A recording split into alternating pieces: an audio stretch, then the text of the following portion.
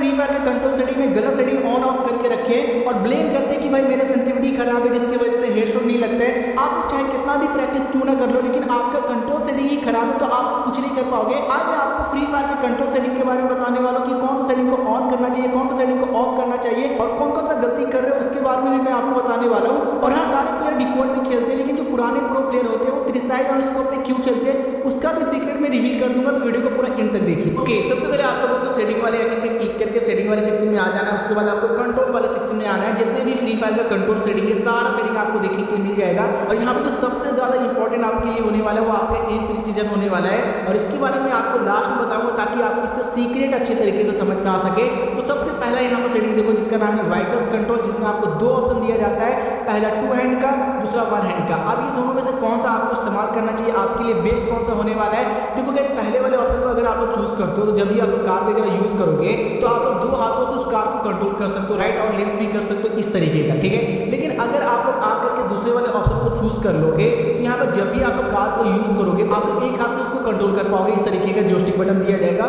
और उसको यूज करके राइट लेफ्ट कर सकते हो। तो सारे प्लेयर ज्यादातर कंफर्टेबल होते हैं 1 वाले ऑप्शन में, तो आप लोग भी जाकर के पहले वाले ऑप्शन को सिलेक्ट कर लो, काफी ज्यादा आपके लिए अच्छा होने वाला है। लेकिन यहाँ पर दूसरा सेटिंग होने वाला है, यहाँ पर काफी बंदे गलती करते हैं, अच्छे से ध्यान से देखना। दूसरा सेटिंग का नाम है रन मोड। यहाँ पर आपको टोटल 3 ऑप्शन दिया जाता है, पहले टैप का, दूसरा ड्रैग का, तीसरा मिक्स का। अब यहाँ पर आपको देखो, जब भी आप लोग टैप का सेलेक्ट करते हो तो यहाँ पर क्या होता है कि आपका जो स्प्रिंट बटन होता है वो यहाँ पर शो करता है। जब भी आप लोग क्लिक करोगे आपका कैरेक्टर आगे के साइड में भागने लगेगा, ठीक है। लेकिन आप लोग सेटिंग में आकर के ड्रैग कर देते हो तो आपका जो स्प्रिंट वाला बटन है वो गायब हो जाएगा। आपको जोस्टिक बटन को ड्रैग करना पड़ेगा, तब जाकर के आपका कैरेक्टर भागने लगेगा। लेकिन जो मिक्स होने वाला है यहाँ पर आपका क्या होगा कि आपका स्प्रिंट वाला बटन भी दिया जाएगा जिसमें क्लिक करके आपका कैरेक्टर भागेगा, और इसके अलावा ड्रैग भी करोगे तो भी आपका कैरेक्टर भागेगा। तो यहाँ पर मैं मिक्स पे यूज करता हूँ। मैं इसके ऊपर काफी ज्यादा प्रैक्टिस किया हूँ तो मेरे को ये काफी ज्यादा कंफर्टेबल लगता है। कभी मैं ड्रैग कर देता हूँ, कभी मैं स्प्रिंट वाले बटन पे क्लिक कर देता हूँ। अगर आप लोग कंफर्टेबल हो टैप पे तो टैप पे रखना, लेकिन अगर आप लोग प्रैक्टिस करना चाहते हो तो मिक्स पे जाकर के आप लोग प्रैक्टिस कर सकते हो। इसके अलावा जो सेटिंग होने वाली है, आप लोगों में से 90% प्लेयर गलती कर रहे हैं जिसकी वजह से उसका मूवमेंट यहाँ पर शुरू हो गया है। देखो गाइस, फ्री फायर में न्यू सेटिंग आई कंट्रोल वाले सेटिंग में जिसका नाम है लेफ्ट व्हील सेटिंग। अब यहाँ पर 2 ऑप्शन दिया जाता है, पहला डायनेमिक का, उसके बाद फिक्स का। डायनेमिक में क्या होता है कि आपका जो जोस्टिक बटन है वो लेफ्ट साइड में किसी भी जगह पे आप क्लिक करोगे तो आपका जोस्टिक बटन इस तरीके का काम करेगा। लेकिन आकर के अगर आप लोग फिक्स कर दोगे तो आपका जो जोस्टिक बटन है एक जगह पे स्थिर हो जाएगा, और जहां पर स्थिर है वहां पर ही आपका फिंगर काम करेगा।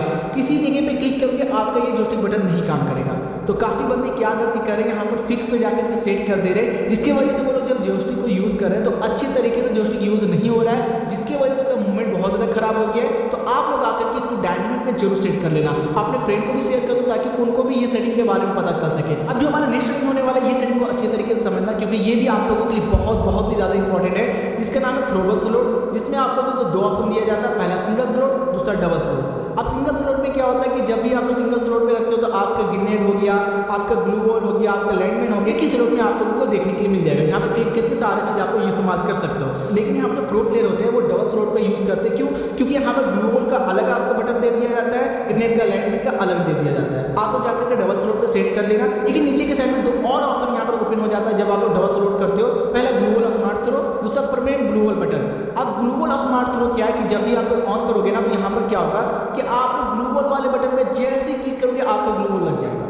और यहाँ पर जो बंदे गलती से इसको ऑन कर देते हैं ना भाई, उसके लिए बहुत ही ज्यादा मुश्किल होता है। उसको समझ में नहीं आता है कि उसके साथ क्या हो रहा है। ग्लू बॉल ऑटोमेटिकली लग जाएगा, ग्लू बॉल पर क्लिक करोगे जहां पर मर्जी होकर लग जाएगा भाई।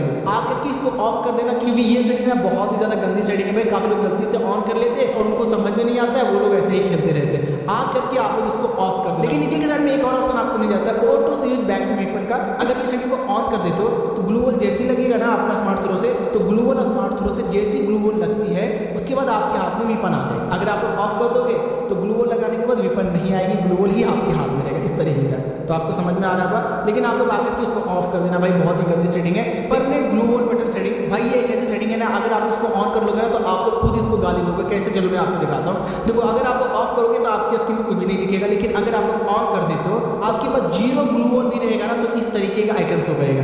अब यहाँ पर गाली किस तरीके से आप लोग दोगे भाई? आपके पास ऐसा लगता है कि आपके पास ग्लू बॉल है और आप लोग फायर करते हो और ग्लू बॉल वाले बटन पे क्लिक करते रह जाते हो, लेकिन आपके पास ग्लू बॉल होती नहीं है, जिसकी वजह से ग्लू बॉल लगता नहीं और उस टाइम आप मर जाते हो। मेरे साथ बहुत बार हुआ है भाई, मैं आकर के ये सेटिंग को खोजा अच्छे तरीके से, फिर जाकर के इसको ऑफ किया, क्योंकि फायर के दौरान आपको बहुत ही ज़्यादा गंदा कंफ्यूज करता है, तो जाकर के इसको ऑफ कर लेना। अब जो नेक्स्ट सेटिंग होने वाला है स्किल कूलडाउन का होने वाला है। जब भी आप लोग एक्टिव स्किल को ऑन करते हो, ऑन करने के बाद उसका पावर जैसे ही खत्म होता है वो टाइमर स्टार्ट हो जाता है, ठीक है। लेकिन यहाँ पर शो नहीं करेगा कि कितना सेकंड के बाद इसको यूज़ कर सकते हो, लेकिन जैसे इसको ऑन करोगे आपको बताया जाएगा 40 सेकंड, 39 सेकंड, इस तरीके से आपको दिमाग को आइडिया मिल जाएगा कि भाई 40 सेकंड के बाद हमारा एक्टिव स्किल ऑन होने वाला है, तो इसको जाकर के ऑन कर लेना। इसके अलावा जो दूसरी सेटिंग होने वाली है वो HUD टिप्स होने वाले। देखो गाइस, यहाँ पर क्या है ना कि जो भी एलिमेंट आपको मिलती है आपके बैकपैक में, तो वो इस तरीके का स्क्रीन में शो करता है, लेकिन बहुत लोग कंफ्यूज होते हैं कि भाई इसका नाम क्या है, तो आप लोग ऑन कर लो, उसका नाम भी शो करेगा, सप्लाई, स्कॉट, ये सारी चीज़ आपके स्क्रीन में शो करेगा इस तरीके से।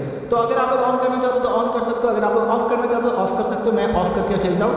O2 शूट गन, भाई ये देखो यहाँ पर क्या होने वाला है। अगर आप ये सेटिंग को ऑन कर लेते हो तो आपके पास 2 गन है, ठीक है। पहले गन से आप लोग फायर कर रहे हो, पहले गन में पूरा एमओ खत्म हो गया, ठीक है। जैसे ही पहले एमओ में खत्म होगा दूसरे गन में ये ऑटोमेटिकली स्विच हो जाएगा दूसरे वेपन में, इस तरीके का। फ्री कैमरा बटन, यहाँ पर क्या है कि जैसे आप लोग ऑन करोगे आपके स्क्रीन में थर्ड आई आ जाएगा।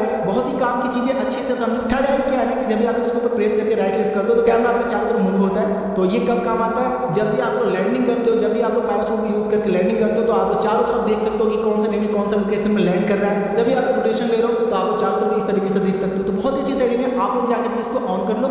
लेकिन इस चीज़ का ध्यान रखना कि सेंसिटिविटी में आकर के फ्री कैमरा बटन को यहाँ पे 87 मतलब काफ़ी कम रखना, क्योंकि ज़्यादा रखोगे तो आप कंट्रोल नहीं कर पाओगे। अब जो सेटिंग होने वाली है रिलोड प्रोग्रेस ऑन क्रॉसहेयर, भाई ये सेटिंग मैं पर्सनली यूज करता हूँ। मैं पिछले 7 साल से इस गेम को खेल रहा हूँ और मेरे को लगता है कि फ्री फायर की बहुत ही अच्छी सेटिंग है, काफ़ी प्रो प्लेयर यूज करते हैं। चलो मैं आपको इस सेटिंग के बारे में बताता हूँ। देखो क्या होता है कि अगर आप ऑन करोगे, जब भी आप गन को यहाँ पर रिलोड करोगे तो आपके स्क्रीन पे इस टाइप के एनिमेशन के साथ बताएगा कि कितना % आपका गन रिलोड हुआ है। इससे आपका दिमाग को आइडिया मिलता है कि भाई अब गन रिलोड हो गई, अब फायर करना है। तो बहुत ही अच्छी सेटिंग है, मैं आकर के इसको ऑन करके रखता हूँ, आप भी ऑन करके रख सकते हो। क्लाउड क्यू रिलोड बटन, यहाँ पर क्या है कि अगर आप लोग ऑन करते हो तो आपके स्क्रीन में एक और बटन आ जाती है जिसके ऊपर क्लिक करके आपका गन रिलोड हो सकता है। तो अगर आप लोग ऑन करना चाहते हो तो ऑन कर सकते हो, अगर आप लोग ऑफ करना चाहते हो तो ऑफ कर सकते हो। इसके अलावा क्यू वीपन सीट बटन, अगर आप लोग ऑन करते हो तो आपके स्क्रीन में एक और बटन आती है जिसके ऊपर अगर आप लोग क्लिक करोगे तो आपका गन इस तरीके से ऑटोमेटिकली स्विच होगा। तो अगर आप लोग वन टैप वगैरह यूज़ करना चाहते हो, फ्री स्टाइल खेलना चाहते हो एकदम मूवमेंट करके, तब आप लोग ऑन कर लीजिए, वरना ये कोई भी काम की चीज़ नहीं है। अब जो होल्ड फायर स्कोप जो सेटिंग होने वाली है, ये जो स्नैपर प्लेयर है उसके लिए काफ़ी ज़्यादा इंपॉर्टेंट है। अगर आप इसको ऑन करते हो तो यहाँ पर क्या होगा, जब भी आप फायर वाले बटन पर प्रेस करोगे AWM ले करके, तो आपका इस तरीके से ऑटोमेटिकली जूम हो जाएगा। तो आपके लिए काफ़ी अच्छी सेटिंग है, आकर के ऑन भी कर सकते हो, ऑफ भी कर सकते हो, आपके ऊपर डिपेंड करता है। इसके अलावा लेफ्ट फायर बटन, अब यहाँ पर आपको 2 ऑप्शन दिया जाता है, पहले एल्वेज का, फिर शोइंग स्कोप का। यहाँ पर क्या है कि अगर आप एल्वेज करते हो तो आपकी स्क्रीन में हमेशा ये लेफ्ट फायर बटन शो करेगा, लेकिन अगर आप स्कोप वाला ऑप्शन को चूज कर लेते हो, जब भी स्कोप करोगे ना तभी आपके स्क्रीन पे ये ऑप्शन शो करेगा। लेकिन काफ़ी प्लेयर एल्वेज पर सेट करके रखते हैं, क्योंकि बहुत सारे प्लेयर ना कस्टम खेलते हैं, अनलिमिटेड ग्लू वॉल लगाते हैं, तो इसमें काफ़ी ज़्यादा काम आता है। लेकिन अब हम लोग बात करने वाले एम प्रिसीजन के बारे में, जो कि आपके लिए काफ़ी इंपॉर्टेंट सेटिंग होने वाला है। अच्छी तरीके से समझो और इसका मैं सीक्रेट भी रिवील करने वाला हूँ। उससे पहले अगर आप लोग वीडियो को अभी तक देख रहे हो प्लीज़ यार वीडियो को लाइक करके चैनल को जरूर सब्सक्राइब कर लेना। हमारा सपना 10 मिलियन करने का है और इस चैनल पे आपको फ्री फायर के न्यू इवेंट न्यू अपडेट की वीडियो आती रहेगी। देखो यार एक प्रीसेट में आपको टोटल 3 ऑप्शन दिया जाता है, डिफॉल्ट का, प्रीसाइज और स्कोप का, फुल कंट्रोल का। अब देखो डिफॉल्ट में क्या होता है कि भी आप शॉर्ट रेंज में लॉन्ग रेंज में फायर करोगे, एनिमी के आसपास आपका क्रॉस हेयर रहेगा, रेड कलर का शो करेगा, फायर करोगे ऑटोमेटिकली बंदे के चेस्ट पे जाके लगने लगेगी ऑटोमेटिकली। अगर आप लोग स्कोप करोगे बंदे के आसपास तो ऑटोमेटिकली बंदे के बॉडी पे ले लेंगे इस तरीके से। तो ये डिफॉल्ट में इस तरीके से काम आता है। लेकिन प्रीसाइज और स्कोप में क्या काम आता है, जब भी आप लोग नॉर्मल यहाँ पर फायर करते हो तो ऑटोमेटिकली बंदे के चेस्ट पे तो ले लेगा, लेकिन जब भी आप लोग स्कोप करोगे ना तो बंदे पे डिफॉल्ट नहीं पकड़ेगा, ऑटोमेटिकली एम नहीं जाएगा, उसके ऊपर एम लेकर के जाना पड़ेगा। यहाँ पर पुराने प्लेयर क्या करते हैं कि डिफॉल्ट में क्या होता है कि ऑटोमेटिकली चेस्ट पे जाके पकड़ लेती है, लेकिन प्रीसाइज और स्कोप में क्या करते हैं, जूम करके बंदे के हेड पे लेकर के और गोली इस तरीके से फायर करते हैं। लेकिन इसके पीछे बहुत ही ज़्यादा आपको प्रैक्टिस करना पड़ेगा। जब ज़्यादा प्रैक्टिस करोगे तभी ये आपके लिए एक जादू की तरह काम करेगा, लेकिन भाई प्रैक्टिस करना पड़ेगा। लेकिन काफ़ी प्लेयर डिफॉल्ट में खेलते हैं, तो आप लोग भी डिफॉल्ट में खेलो। फुल कंट्रोल में क्या है कि बंदे को जब भी फायर करोगे तो ऑटोमेटिकली एम ही जाएगा, ना जूम करके जाएगा ना ये नॉर्मल में जाएगा। तो आप लोग आकर के डिफॉल्ट पे खेलो, लेकिन प्रीसाइज स्कोप पे खेलने के लिए आपको बहुत ज़्यादा प्रैक्टिस करना पड़ेगा, तभी जाकर के खेलना। तो अगर अपने डिवाइस के हिसाब से हेडशॉट सेंसिटिविटी खोजना चाहते हो तो ये वीडियो को देखो।